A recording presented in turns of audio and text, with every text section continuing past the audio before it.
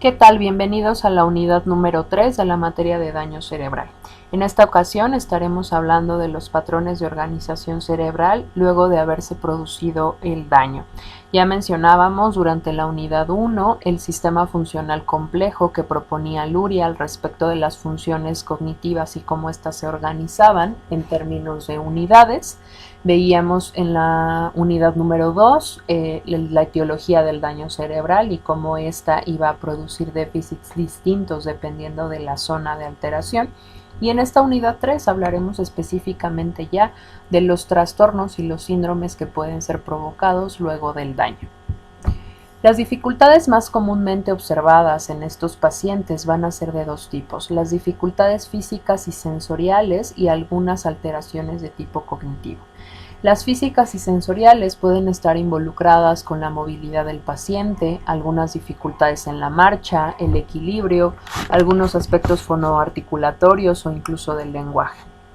Y en el caso de las dificultades cognitivas, podremos tener alteraciones en la concentración, la memoria, el razonamiento o inclusive algunos comportamientos inapropiados y desinhibidos. Las consecuencias de una lesión cerebral, como veíamos en la unidad 1, pueden ser muy complejas y en la mayoría de los casos pueden llegar a ser discapacitantes, ya que dependerá mucho de la zona de alteración el tipo de efecto que podremos tener. En muchas ocasiones hay una pérdida también de la independencia y la integración de la vida familiar, social y laboral. Por lo tanto, uno de los aspectos a considerar es justamente la familia como una red de apoyo para el tratamiento y rehabilitación del paciente. Comenzaremos a ver entonces algunos de los síndromes más comunes que pueden presentarse luego de un daño. Ya mencionábamos en la unidad 1 que el golpe, el traumatismo cráneoencefálico muy regularmente puede impactar en zonas de la base de los lóbulos frontales y también en zonas temporales. Es predominantemente las zonas de alteración. Este tipo de daño puede provocar síndromes como abulia, crisis convulsivas motoras, trastornos de regulación comportamental e inclusive cambios de personalidad. La etiología veremos que puede estar dada por un tumor cerebral en regiones frontales, puede ser también provocada por la cisticercosis, de la que ya hablábamos en la unidad número 2, los accidentes cerebrovasculares, los traumatismos cráneoencefálicos, ya sea abiertos o cerrados. Y esto particularmente pues nos podrá dar síndromes importantes en cuanto a aspectos comportamentales. Los síndromes parietales, que estarán afectando zonas, el lóbulo parietal principalmente, pueden generar un síndrome de hemiparesia contralateral, es decir, pérdida del movimiento de una parte del cuerpo, crisis convulsivas de tipo sensoriales, desorientación en espacio, confusión de derecha a izquierda, agnosias táctiles, apraxias construccionales, dislexias y afasias amnésicas. Veremos un poquito más adelante específicamente estos contenidos para que queden un poco más claros. En cuanto a la etiología, puede ser provocada por un tumor cerebral, por un traumatismo cráneoencefálico. En este caso no se distingue si es cerrado o es abierto, ya que es una zona muy vulnerable que frente a los dos tipos de lesiones podría ser alterada. Y tenemos aquí la aparición de una enfermedad degenerativa que podría ser el Alzheimer, y algunas enfermedades vasculares también podrían estar provocando este síndrome. El síndrome temporal, vamos a ver que provoca crisis epilépticas de tipo psicomotor, puede existir falta de inhibición, puede haber fallas de memoria, es decir, el paciente empieza a tener dificultades para el aprendizaje, pueden existir estados confusionales constantes que pueden llevarlo inclusive a brotes psicóticos. La etiología es tumor cerebral, traumatismos cráneoencefálicos y algunas infecciones como la encefalitis. En cuanto a los síndromes occipitales, veremos algunas afectaciones en cuanto al campo visual, crisis epilépticas de tipo visual, desorientación espacial visual, algunas agnosias o ausencia en la experiencia sensorial de colores, prosopagnosias, alguna pérdida de identificación de las formas y las figuras, cegueras corticales, que se refiere a, aunque el órgano se encuentra intacto, hay una incapacidad para poder observar las formas y las líneas.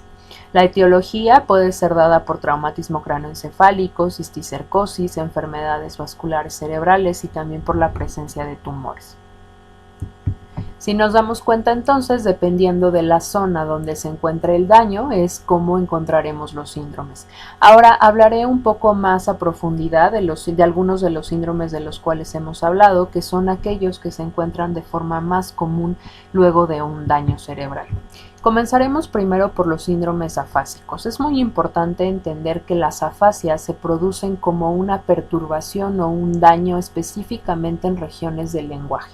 Estas están involucradas también principalmente con el razonamiento y la lógica para poder efectuar esta función, caracterizada justo por dificultades en la producción o disminución en la comprensión y errores de la denominación. Es decir, se empieza a presentar una especie de anomia ante algunas palabras que impiden que el lenguaje pueda desarrollarse de la manera más clara. En el caso de estos síndromes es importante entender que son adquiridos. No pueden ser a lo largo del desarrollo infantil. Cuando hablamos de este tipo de síndromes, estamos refiriéndonos específicamente a pacientes de tipo adulto que sufrieron algún traumatismo o algún tipo de daño neurológico. Las categorías de estos síndromes afásicos van a ser amplias, son variadas, ya que, como sabemos, el lenguaje es bastante complejo. Si hablamos de lesiones temporales superiores, específicamente en el área 22 de Brodmann, veremos una dificultad en el reconocimiento fonológico de forma específica. Habrá la existencia de una afasia de tipo acústico-agnósica, afasia de Wernicke o afasia sensorial, como también se le conoce. Las lesiones de la segunda circunvolución temporal, específicamente en esta región, generarán dificultades para retener información verbal que conduce a la desintegración en el contenido fonológico del lenguaje. Sabemos que el lóbulo temporal es una parte crucial para el aprendizaje, de manera que específicamente la alteración en esta circunvolución puede generar afasia de tipo acústico-amnésica y afasias de conducción. Y las lesiones angulares en un área particular que es la unión de tres lóbulos, que es temporoparieto-occipital, puede generar dificultades para evocar el nombre de los objetos, que era a lo que mencionábamos como esta anomia. Y esta estará dada por una afasia amnésica también, que puede estar vinculada a aspectos de tipo emocional. Tendremos también afasias semánticas, que son lesiones angulares del hemisferio izquierdo. Se contemplan como una dificultad en la comprensión de la estructura lógico-gramatical. El paciente no logra comprender la relación existente entre los fonemas y las palabras que evoca, por lo tanto, hacer esta dinámica del lenguaje en cuanto a clasificaciones semánticas se vuelve muy complicado. Y ya aquí empezamos a hablar también de que dependiendo de la región hemisférica también es como podremos encontrar las alteraciones. Muchas veces el daño ocurre no solo en una región específica y corta, sino que puede abarcar todo un hemisferio. En cuanto a las lesiones en la región postcentral inferior, pueden provocar dificultades para encontrar la posición adecuada del aparato fonador, específicamente para la articulación del lenguaje, lo que traería en este caso una apraxia.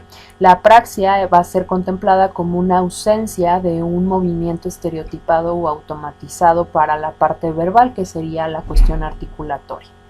Y tendremos lesiones frontales también, que pueden provocar una afasia no fluente. Esta es básicamente la desaumatización del acto verbal, o sea, pierdo completamente este sistema que tengo tanto para la articulación como para el habla en un discurso coherente. Por lo tanto, tengo un lenguaje completamente desorganizado. Veremos también algunos síndromes de tipo agnósico. Estas son alteraciones en el procesamiento complejo a partir de las sensaciones. Hay una dificultad en la percepción, lo que provoca elaboración de datos sensoriales que no permiten el reconocimiento y la discriminación de patrones complejos. Y esto puede estar dando algunas alteraciones, por ejemplo, como la agnosia auditiva, que es la incapacidad de identificar sonidos verbales y no verbales. Recuerden que eso tiene que ver con las experiencias sensoriales. Agnosias visuales, que van a estar dadas por la alteración en el reconocimiento de objetos. Agnosias al color, que es la identificación y el pareamiento de colores. Prosopagnosia, que es el reconocimiento visual de caras. Y agnosias espaciales, que va a ser la incapacidad para orientarse en lugares familiares. Tendremos también los síndromes apráxicos. Ya les mencionaba un poco en los síndromes afásicos que las apraxias van a dar como resultado algunos trastornos en la ejecución intencional de movimientos, de algún gesto, de alguna expresión. Estos pueden estar dados por apraxias bucolinguofaciales, que es la dificultad para el movimiento de los músculos del habla, apraxias ideomotoras, que es la dificultad para realizar gestos simbólicos, expresivos, descriptivos o de utilización de objetos. Pierdo completamente esta capacidad de realizar este tipo de expresiones. Apraxias ideacionales, que es la perturbación de un plan con una secuencia y una lógica precisa. Apraxias del vestir, que es la alteración del conocimiento del cuerpo. Viene una dificultad importante para poder hacer esta apraxia del vestido. Apraxias construccionales, que generan un defecto de asociación entre la percepción visual y la acción apropiada cuando quiero hacer una materialización de los movimientos. Y los síndromes amnésicos, que van a estar dados justo por la alteración de la memoria. En este caso se pueden producir varios tipos de amnesias. La amnesia anterógrada, que es la incapacidad para retener información en el momento presente luego de una perturbación cerebral. La amnesia retrógrada, que es la imposibilidad de evocar información que ya habíamos aprendido de forma previa. La amnesia específica, que es específica de la naturaleza de la información que debe aprenderse. Esta por lo regular se asocia con algún otro tipo de alteraciones en el lenguaje, como veíamos de forma previa. Amnesias inespecíficas, que se presentan en todo tipo de material y puede asumir cualquier modalidad, ya sea en el momento presente o en el momento pasado. Finalmente, los síndromes frontales. Estos síndromes generan cambios en el estilo de conducta, pueden generar una persona completamente apática, desinteresada a las actividades, o al contrario, una persona completamente desinhibida. Y esta a su vez puede afectar otro tipo de funciones cognitivas, ya que sabemos que las funciones frontales son básicamente aquellas funciones que orquestan el resto de la organización en el sistema funcional. Por lo tanto, algunas de estas afectaciones pueden estar dadas en aspectos de tipo motor, de percepción, de atención, lenguaje, la regulación en la conducta emocional, la memoria y la actividad intelectual.